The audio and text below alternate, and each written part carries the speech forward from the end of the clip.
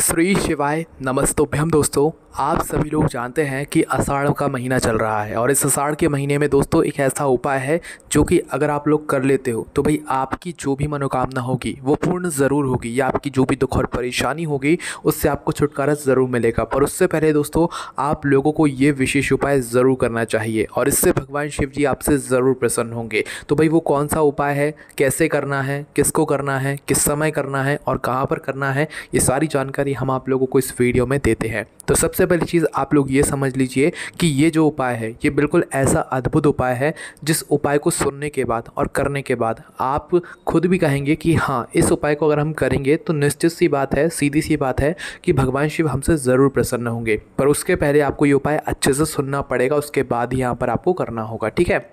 तो दोस्तों आज हम जो आपको उपाय बताने वाले हैं वो बताने वाले हैं दोस्तों बरसात के पानी वाला उपाय। अब बरसात के पानी वाला उपाय कैसा होता है, या जो हम आपको उपाय बताने वाले हैं वो उपाय कैसा है, तो देखो ये उपाय बिल्कुल ही अलग है। तो इस उपाय में आपको क्या करना है, सबसे पहले आप लोग वो सुन लो। तो देखो आषाढ़ के बाद सावन का महीना आता है और आषाढ़ के महीने में भी पानी गिरता है और सावन के महीने में तो बहुत पानी गिरता है ना।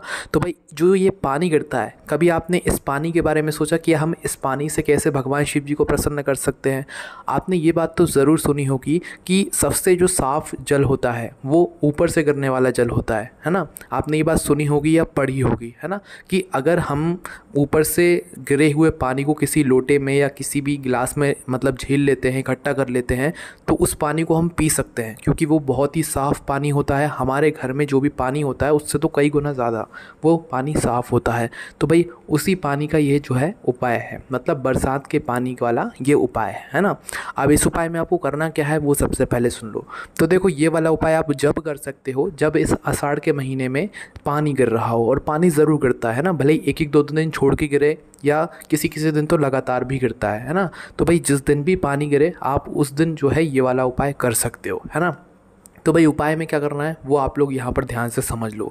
तो देखो सबसे पहली चीज़, इस आषाढ़ के महीने में जिस भी दिन पानी गिरे भाई उस दिन आप लोगों को सबसे पहला काम क्या करना है कि जो पानी ऊपर से गिर रहा है, मतलब बरसात हो रही है तो भाई ऊपर से पानी गिर रहा है, उस पानी को आपको किसी पात्र के अंदर इकट्ठा करना है ना। जिस तरीके से आप लोग रोज़ सुबह सुबह एक लोटा जल अपने घर के परिंदे से भरते हो, है ना, तो वो एक लोटा जल तो आप आसानी से भर लेते हो। पर जब बरसात हो रही हो, ऊपर से पानी बरस रहा हो, भाई उस पानी को आपको अपने लोटे में इकट्ठा करना है।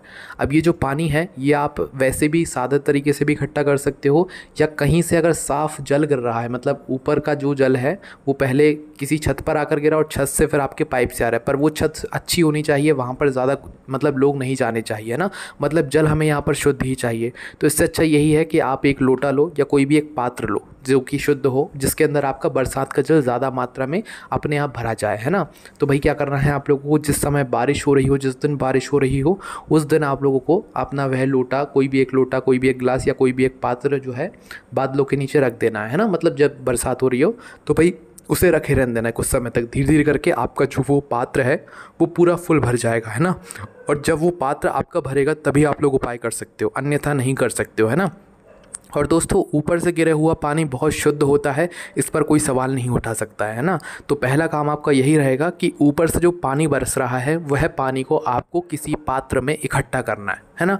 जैसे ही आपका वह पात्र में पानी इकट्ठा हो जाता है, जैसे कि सुबह सुबह अगर बरसात हो रही है या रात में बरसात हो रही है तो कोई दिक्कत वाली बात नहीं है, रात में भी अगर बरसात हो रही है तो भी आप लोग उस पानी को किसी भी एक पात्र में इकट्ठा करके रख लो, है ना। ज़्यादा भी मतलब एक बड़ा सा पहले पात्र ले लो, उसमें इकट्ठा कर लो पानी, क्योंकि उसमें ज़्यादा बूंदें गिरेंगी तो ज़्यादा पानी इकट्ठा होगा। और जैसे ही वह पात्र अच्छा भरा जाए तो भाई उसमें से फिर अपने लोटे में भर लेना, है ना। तो भाई रात में भी आप पानी इकट्ठा कर सकते हो और सुबह भी कर सकते हो, तो ये आपका एक तरीके से ताज़ा जल जो है माना जाएगा, है ना।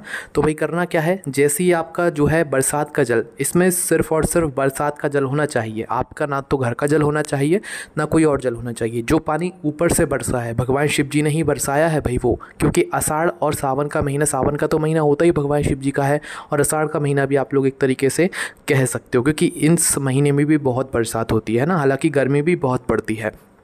तो आपको करना क्या है, सबसे पहले आपको वो पानी इकट्ठा कर लेना है। जैसे ही आपका वह पानी इकट्ठा हो जाता है तो भाई जिस भी दिन आप लोग उपाय कर रहे हो उस दिन सुबह सुबह आप लोग इस जल को तैयार करके रख लेना, ठीक है। चाहे आप रात में भर रहे हो, चाहे सुबह सुबह बरसात हो रही है तो सुबह के जल से भर रहे हो, है ना। तो भाई आपको उस जल को भरकर तैयार कर लेना है आपने एक लोटे के अंदर, है ना। एक से ज़्यादा भी नहीं चाहिए, एक लोटे के अंदर आप लोग जो है अपना जल भरकर तैयार कर सकते हो, है ना। तो जैसे ही आप लोग अपना एक लोटा जल भरते हो, इसके साथ में आप लोगों को अपनी एक बेलपत्र भी अपने साथ में रखनी है, ठीक है। बेलपत्र के साथ में अगर एक चावल का दाना मिल जाए तो भाई वो भी बहुत अच्छी बात है ना। तो क्या करना है, सबसे पहले तो जो एक लोटा जल है वो आपको बरसात वाला भरना है। बरसात का जो जल होगा, बरसात का जो पानी होगा, वो पानी आपको इकट्ठा करना है। उसके बाद में दूसरी चीज़, एक बेलपत्र आप लोगों को लेना है, ठीक है। एक बेलपत्र लेने के बाद आपको क्या करना है कि तीसरी जो चीज़ है दोस्तों, वो है हमारी यहाँ पर क्या है, वो एक चावल का दाना, ठीक है। एक चावल का दाना या इससे भी ज़्यादा ले सकते हो, पर कम से कम एक चावल का दाना तो आप लोगों को लेकर जाना ही जाना। या हम आपको वो तरीका बता रहे हैं जिस तरीके से आप भगवान शिव जी को बहुत प्रसन्न आसानी से कर सकते। तो अब आपको क्या करना है कि इस एक लोटा जल और एक बेलपत्र और एक चावल के दाने को लेकर किसी भी दिन क्या करना है, भगवान शिव जी के मंदिर में पहुंचना है, ठीक है।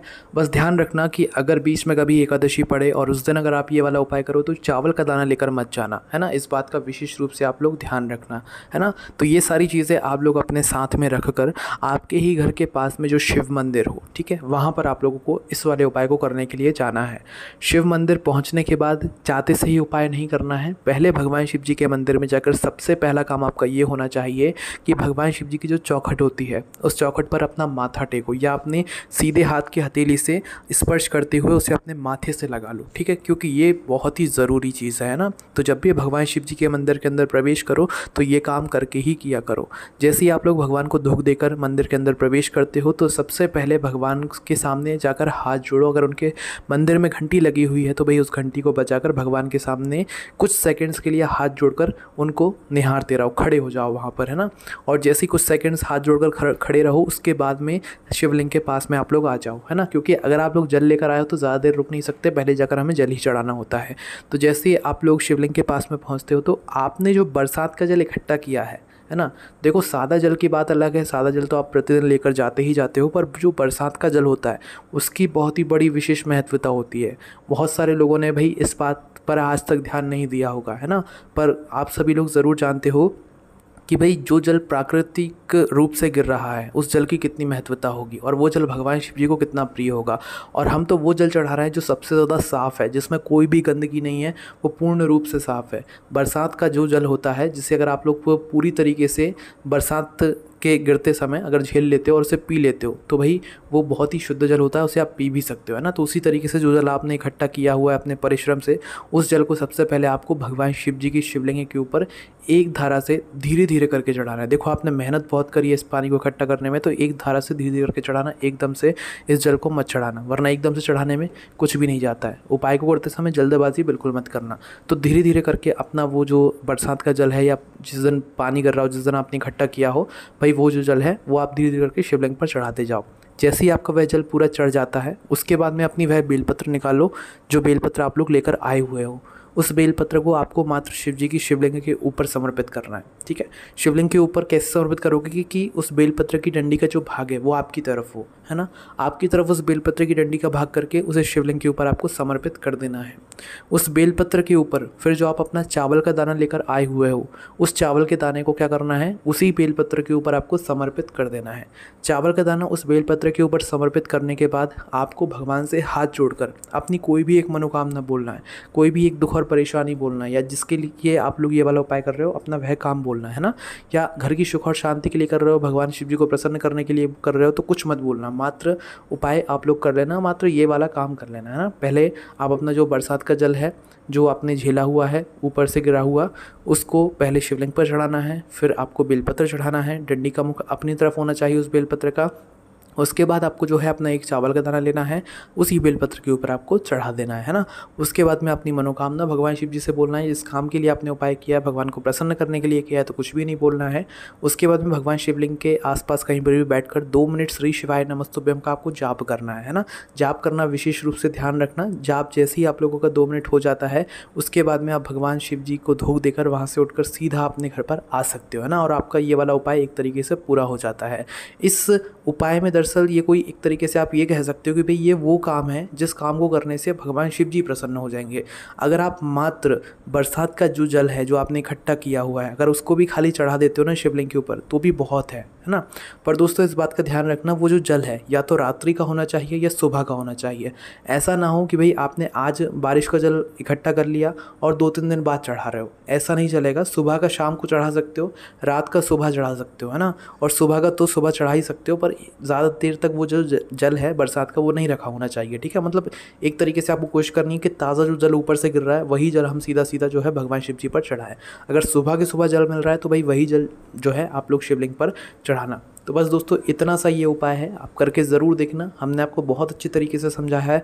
बाकी दोस्तों जिस भी दिन बारिश हो उस दिन आप लोग ये वाला उपाय करना, क्योंकि जिस दिन बारिश नहीं होगी उस दिन आपको ये पानी मिल ही नहीं सकता।